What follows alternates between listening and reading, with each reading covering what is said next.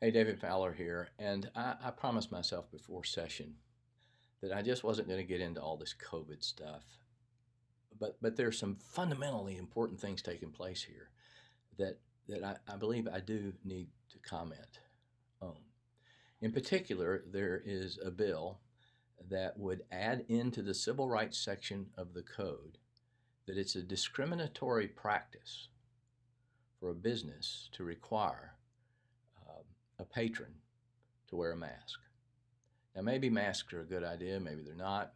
Maybe they're helpful in COVID, maybe they're not. Maybe masks would be helpful with other diseases. The bill doesn't talk about wearing a mask for COVID reasons, it just says wearing a mask, period.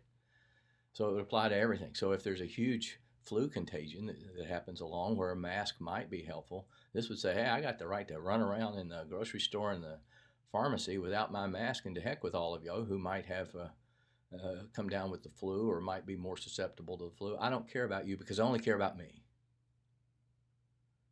Boy, we've got a lot of that going on. And in that sense, conservatives that support making this a discriminatory practice are just like liberals. Everything is a right, right, right, right, right. Well, some things are not rights, not in the true sense of what rights are. And I have often commented, and this is why I'm commenting now, on Alexis de Tocqueville's statement that if the lights that guide us ever go out, they will fade little by little as if of their own accord until they're finally gone. And he said, we'll lose sight of basic principles. And that's why I'm speaking to this basic principles. And he said, and then we'll be left with only the ability to make a clumsy and intelligent use of wise procedures no longer understood. And look, I'm not faulting the sponsors of the bill, the proponents of the bill, the people who support the bill, because what I'm getting ready to share, I was not taught, and I went to law school. These are things I didn't get till 4 or 5 years ago. So I'm not faulting anybody. Please hear me. I'm not angry with anybody. But I do want to help better educate us, to help us maybe think beyond, I'm mad, this ain't right, I want to go where I want to go, and I'm not going to let the government tell me to wear a mask. Now keep in mind, this bill is in the civil rights section of the code. It's saying that to require me to wear a mask is a discriminatory practice, just like saying you can't come into my store because you're black or you're a woman or you're from Asia or Mexico or Paraguay. Is wearing a mask really of the same order, of the same kind of thing as those things that apply to all of us? All of us have a nationality. All of us have a sex. All of us, if we're alive, have an age. All of us have a skin color. But we do have people with different health risks, and we do have different kinds of health risks. COVID isn't the only health risk for which a mask might in fact be appropriate. Now, I'm not arguing that masks help with COVID. Here, don't mishear me there. But there may be a contagion where a mask would be helpful. Well, if we've made it a civil right, then it kind of really, it doesn't matter that it would be helpful to most people. It just wouldn't matter because it's a civil right. Just like saying I don't think that blacks and whites should mingle, so we ought to have Jim Crow laws to keep them apart. Well, it just doesn't really matter. Your color, the level of pigmentation, or your national origin is not a valid criterion to decide whether you can go in a public place. Now, here's what I want to get to. The common law understood rights as to be of two categories. Now, why do I refer to the common law so often? Because it is the pre-constitutional law, the law that existed before the legislature ever passed a statute or a judge ever issued a ruling. It was based upon our understanding of natural law, a revealed law, and how those things had worked themselves and shaped themselves out over centuries through our customs. That's what common law was. So we began to define and what these rights were. And they said, well, they're absolute rights and they're relative rights. Absolute rights are those that come from God. And no man should be allowed to take them from another person, absent due process of law. Now, what does that mean, just real quickly? It means that we've passed a law that says you can't go camp on your neighbor's front yard because you like his front yard and you have liberty to go camp on his front yard. No, no, no. That would be trespassing. Here's the law that says that. And now we're going to apply a due process, fair hearing to determine, did you in fact camp on that yard? Was it in fact his yard? Maybe it wasn't his yard. Maybe you didn't really camp, you just walked on his yard. So you have a due process hearing, and then you decide, yeah, you broke the law, and here's the penalty. You lose your liberty, you go to jail, you lose your property, there's a fine. See how that worked?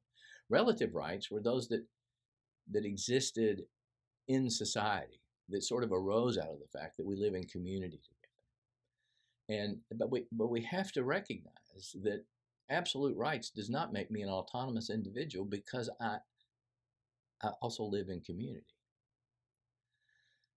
So, how does this apply? I asked a person who was upset with my commentary last week, tell me where this liberty to not wear a mask come from that's rooted in God, such that even though you live in community, we should never abridge it.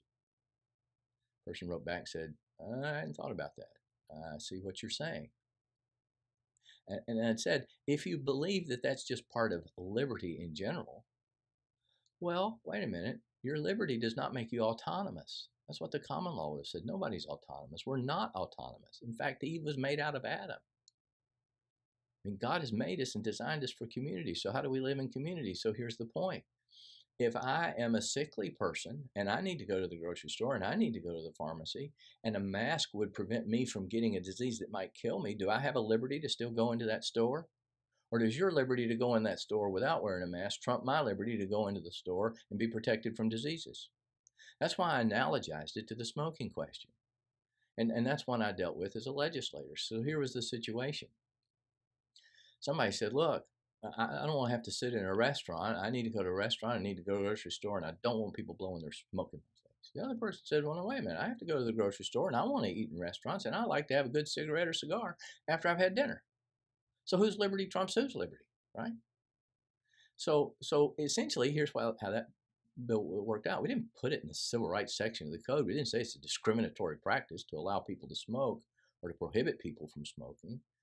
We said, look, we get that some people really like a cigarette afterwards, but in public places, other people do need to be there. And there is this issue of secondhand smoke and the deleterious effect it has on innocent people who just happen to be around it.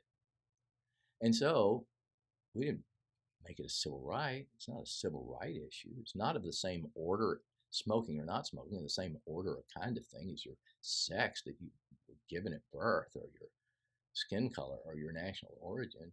We put it in the section of the code dealing with offenses against public health. I mean, some things are against public health, like, pouring Clorox in your neighbor's well or something. Okay, that would be an offense against public health. In that case, a well is probably for an individual, but into the water supply. So the legislature put in a section there called the Non-Smoker Protection Act. Said we're going to protect non-smokers in public places from the deleterious health effects of public smoking. And so we said, here are the places that people have to go that are public accommodations, essentially, and you need to prohibit smoking